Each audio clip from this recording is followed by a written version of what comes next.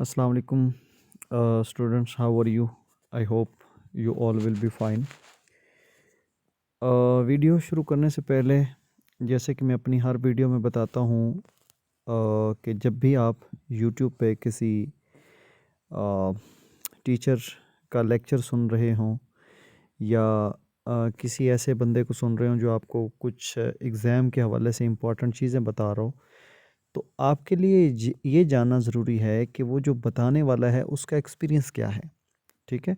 उसको कितना चीज़ों का पता है। तो इसलिए मैं अपनी हर वीडियो में अपने बारे में बताता हूँ कि मैं अल्हम्दुलिल्लाह पिछले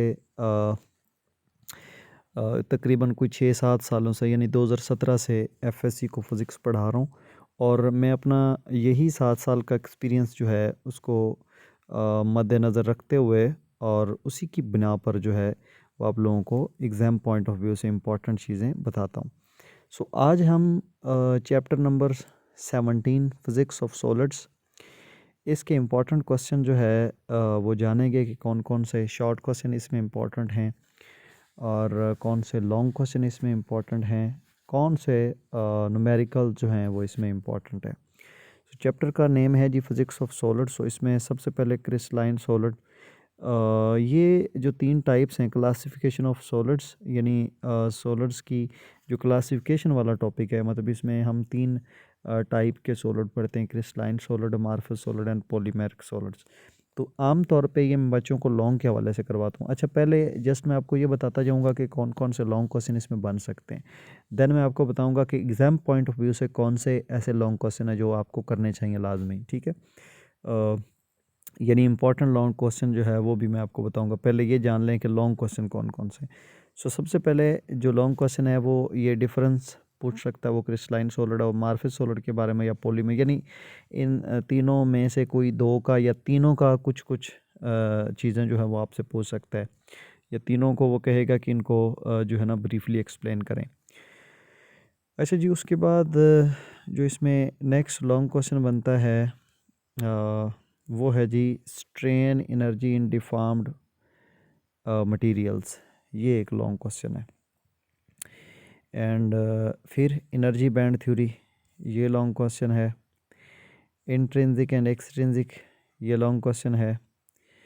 एंड उसके बाद मैग्नेटिक प्रॉपर्टीज़ ऑफ सॉलिड, ये इसमें एक लॉन्ग क्वेश्चन बनता है।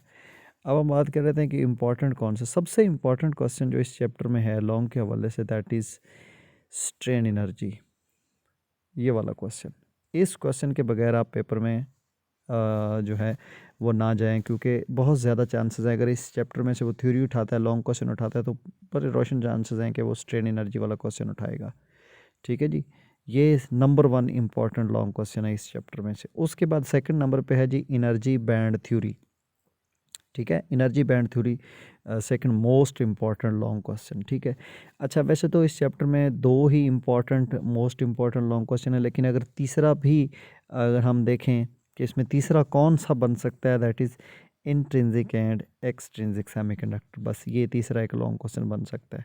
ठीक है जी, ये 3 इम्पॉर्टेंट लॉन्ग क्वेश्चन है। खैर तीसरा इतना ज़्यादा इम्पॉर्टेंट नहीं है जितने पहले 2 हैं। ठीक है, तो तीसरे पे रिस्क आप ले सकते हैं, बहरहाल कोशिश करें कि इसको कर ही लें, क्योंकि 3 लॉन्ग क्वेश्चन तो एक चैप्टर में से एक स्टूडेंट की गैरत का सवाल है कि उसको कम से कम 3 लॉन्ग क्वेश्चन जो है वो एक चैप्टर में से तैयार लाजमी करने चाहिए।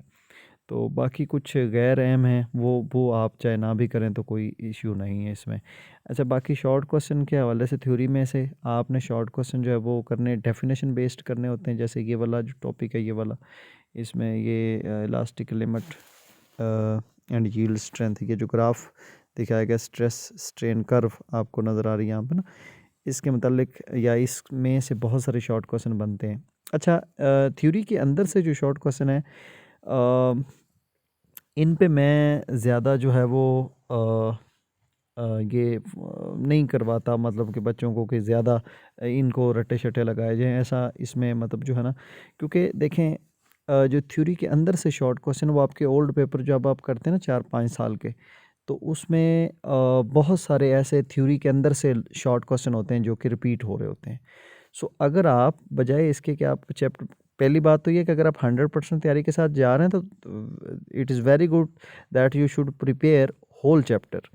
लेकिन कई बच्चे नॉर्मल माइंड के भी होते हैं, वो ये चाहते हैं सर हमसे पूरा चैप्टर के शॉर्ट क्वेश्चन नहीं होते।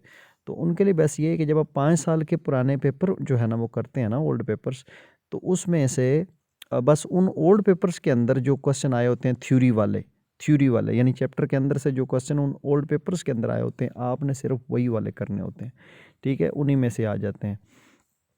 और बाकी exercise is very very important. तो एक्सरसाइज की तरफ चलते हैं जी। तो यहाँ पे इसकी एक्सरसाइज के जो क्वेश्चन है ना वो 11 है, ठीक है, 11 क्वेश्चन हैं इस एक्सरसाइज में, जिसमें मोस्ट इम्पॉर्टेंट जो है कुछ क्वेश्चन।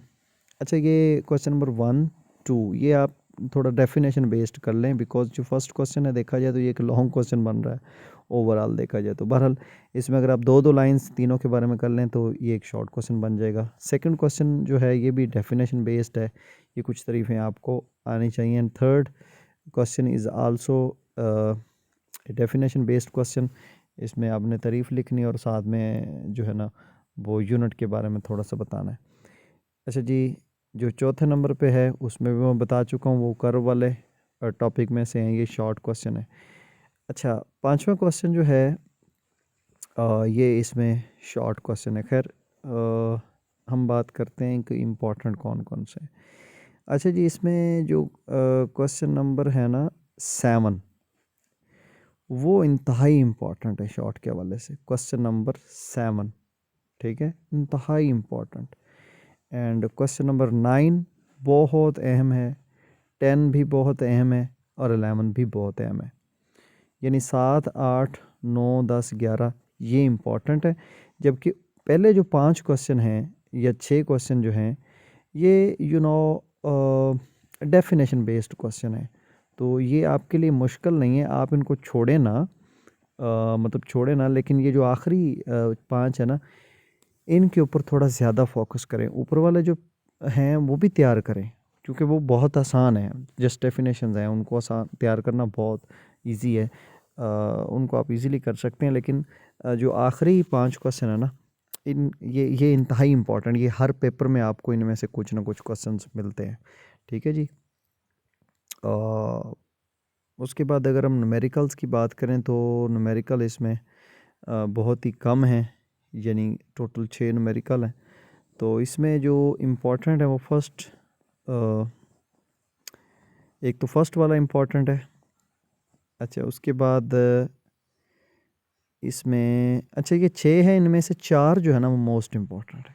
4 जो है ना वो इम्पोर्टेंट है क्योंकि चारों में से कोई ना कोई क्वेश्चन जो है ना वो आपको पुराने पेपरों में देखने को मिलेगा। 1 2 3 4 5 और 6 जो है ये इतने अहम नहीं है। अगर आप इनको नहीं भी करते तो पेपर में जाते हैं तो मेरा नहीं ख्याल के मतलब आपको इतना ज़्यादा कोई लॉस होगा इनको ना करने से, ठीक है। सो पहले 4 क्वेश्चन जो आप कर लें। अच्छा, एक और इम्पॉर्टेंट बात याद रखिएगा कि चैप्टर के अंदर से जो एग्जांपल्स होती हैं ना बाज़ दफ़ा पेपर में वो भी आती हैं, बल्कि बाज़ दफ़ा क्यों अक्सर आती हैं, ठीक है, तो वो भी आपको आनी चाहिए। तो यहाँ पे हमारे पास इस चैप्टर में मेरा ख्याल एक ही एग्ज़ाम्पल है जो कि इतनी ज़्यादा लेंथी उसकी स्टेटमेंट है कि पेपर में इसको एडजस्ट ही नहीं किया जा सकता, ठीक है। तो आई होप कि ये पेपर में नहीं आएगी, जैसे पहले कभी नहीं आई इसी तरह इस साल भी नहीं आएगी। सो ये था जी चैप्टर 17 के बारे में कुछ अहम चीज़ें। साइड बॉक्सेस लाजमी तैयार किया करें बिकॉज इनमें से MCQs बनते हैं। ये डेफिनेशन है छोटी छोटी 9th में आपने पढ़ी होंगी, 9th 10th में, या जो आपका O लेवल है उसमें आपने पढ़ी होंगी O लेवल में, ठीक है जी। तो ये भी आपने छोटी छोटी डेफिनेशंस कर लेनी। सो इम्पॉर्टेंट चीज़ें जो इसमें थी, 2 लॉन्ग क्वेश्चन इसमें मोस्ट इम्पॉर्टेंट, सॉरी 3, ठीक है, और 4 इसमें फर्स्ट वाला न्यूमेरिकल, एंड 5 लास्ट एक्सरसाइज के जो शॉर्ट क्वेश्चन है इंतहाई इंपॉर्टेंट है। वैसे एक्सरसाइज तो सारी इंपॉर्टेंट होती है, बहरहाल ये आखिरी जो थे